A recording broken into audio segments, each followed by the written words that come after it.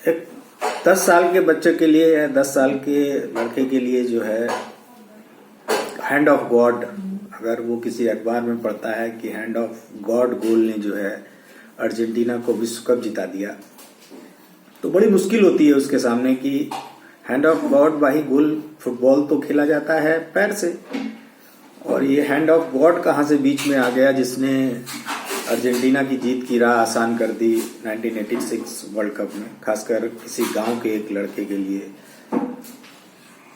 तो जब 1986 में की गर्मियों का महीने रहे होंगे जब मैंने ये खबर पढ़ी दैनिक जागरण अखबार में कि हैंड ऑफ गॉड गोल ने अर्जेंटीना को विश्व कप के सेमीफाइनल में पहुंचा दिया।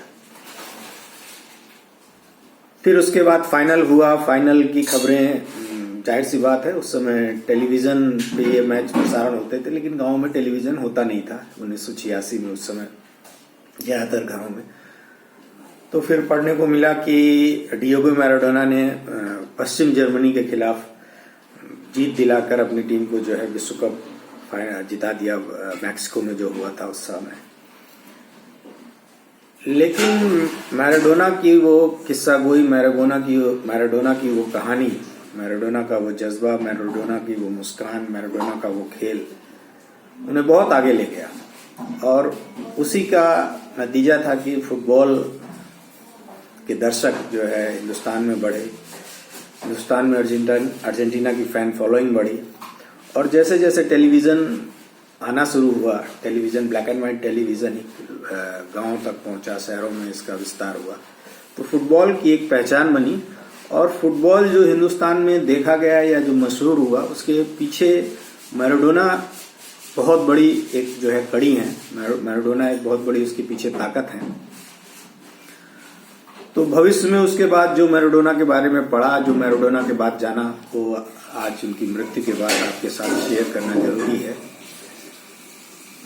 मैराडोना ब्यूनस आयर्स जो अर्जेंटीना की कैपिटल है, उसके आउटस्कर्ट्स इलाकों में जो है झुग्गियों में पैदा हुए थे। 8 भाई बहन वो मिला करते, 5वें नंबर के अपने पिता माँ बाप की वो संतान थे।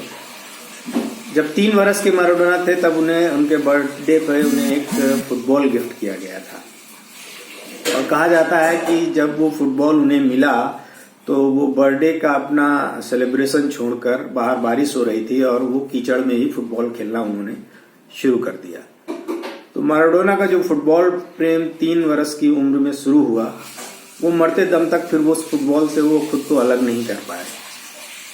और यही कुछ कहानियां हैं मैराडोना के बारे में। जब आगे वो बढ़ते हैं, जब 8 बरस के होते हैं, तो उन्हें एक फीडर क्लब कहते हैं, जैसे आप ब्लॉक लेवल पे कह लीजिए, यहाँ पे एक क्लब के लिए वो अपना टेस्ट देने जाते हैं, और वहाँ पे उनकी जो कोचेज होते हैं वो स्किल्स देखकर इतने हैरान हो जाते हैं कि कहते हैं कि भाई जाओ अपने घर से अपना बर्थ सर्टिफिकेट लेके आओ, हमें भरोसा नहीं हो रहा है कि आपकी उम्र जो है 8 बरस की है। मैराडोना के मतलब 3 से लेके 8 बरस के बीच में मैराडोना के अंदर वो सारी स्किल्स फुटबॉल की आ गई थी जो कोचेस को 8 बरस की उम्र में हैरान करने के लिए काफी थी। मैराडोना का सफर वहां से आगे बढ़ा, और वो जब 16 बरस की उम्र के थे तब उन्हें अर्जेंटीना से अर्जेंटीना की टीम में उनका सिलेक्शन हुआ, और सबसे कम उम्र में अर्जेंटीना के खेलने वाले वो खिलाड़ी भी बने। लेकिन 78 वर्ल्ड कप में उन्हें जगह इसलिए नहीं मिल पाई कि वो उम्र के हिसाब से जो फीफा के नियम थे उसमें फिट नहीं बैठते थे। और 82 वर्ल्ड कप जो स्पेन में हुआ तब उन्होंने अर्जेंटीना की टीम की तरफ से खेला, लेकिन उनका परफॉर्मेंस बहुत अच्छा नहीं रहा उस वर्ल्ड कप में।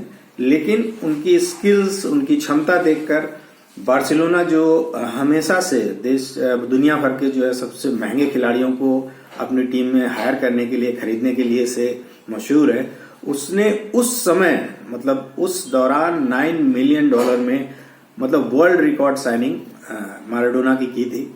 मैराडोना उसके बाद पीछे नहीं हटे। स्पेन में उनका 2 बरस का बार्सिलोना के साथ कॉन्ट्रैक्ट चला, लेकिन उसके बाद उन्होंने इटली का एक जो कहा जाता है कि सबसे जो गरीब क्लब था नेपोली, उसने दुनिया के सबसे महंगे फुटबॉलर को वर्ल्ड रिकॉर्ड फीस में फिर 84 में साइन किया। और वहां से मैराडोना की कहानी जो है ना एक परी कथा जैसी हो गई। और उन्होंने 87 में नेपोली के लिए जो है सीरिया और पहली बार जो इटली का जो है लीग टाइटल है वो जिताया।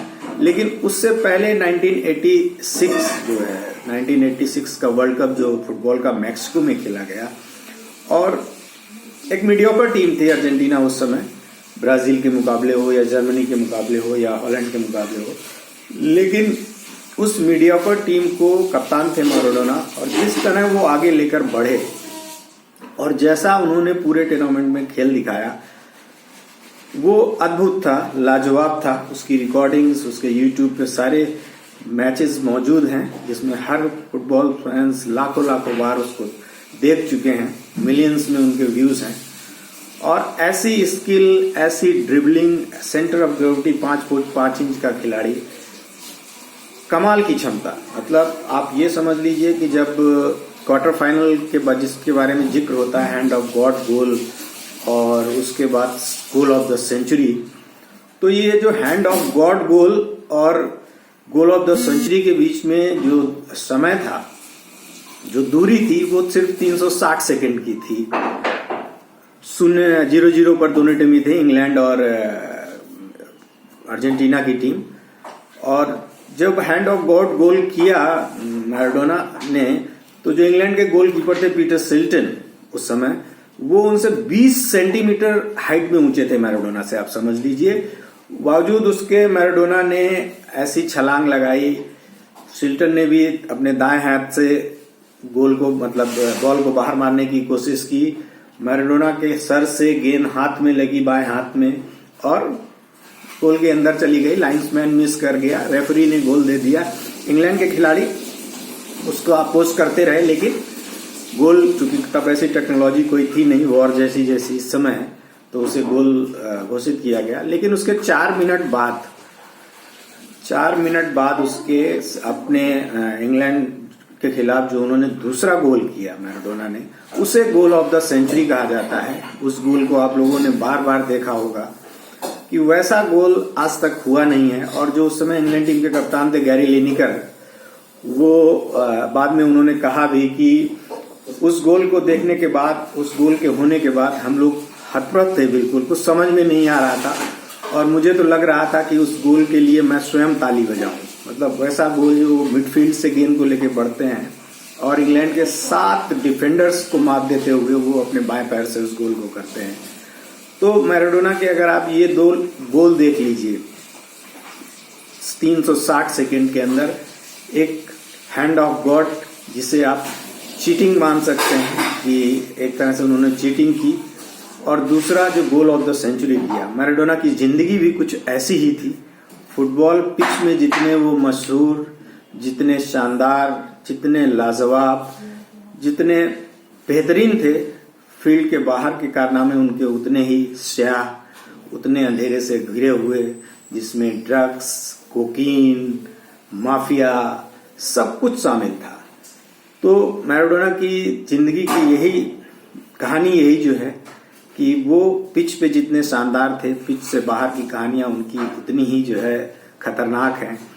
91 में जब वो नेपोली में जो है उन्हें कोकीन के साथ पकड़ा गया, 15 महीने तक उन्हें सस्पेंड रहना पड़ा, और उसके बाद ड्रग्स के साथ और कोकीन के साथ और शराब के साथ उनका ऐसा रिश्ता हो गया कि वो उसे कभी छोड़ नहीं पाए। और 96 में उन्होंने एक अपने इंटरव्यू में खुद भी कबूल किया था कि अब ये मुझसे छूटने वाला नहीं है। दिस इज द, ये था मेरी जिंदगी में, कोकीन, ड्रग्स और दारू, ये है और ये रहेगा। तो यही मैराडोना की जिंदगी थी। 97 में उन्होंने फुटबॉल को फाइनली, बोका जूनियर्स वो वापस आ गए थे, अर्जेंटीना के मशहूर क्लब, वहां से उन्होंने अलविदा फुटबॉल को कह दिया। और 2010 में उन्होंने अर्जेंटीना की टीम के लिए कोचिंग भी की, कोच थे वर्ल्ड कप में जो दक्षिण अफ्रीका में खेला गया था। लेकिन मैराडोना सिर्फ क्वार्टर फाइनल तक अपनी टीम को ले पाए और अर्जेंटीना उससे बाद बाहर हो गई थी।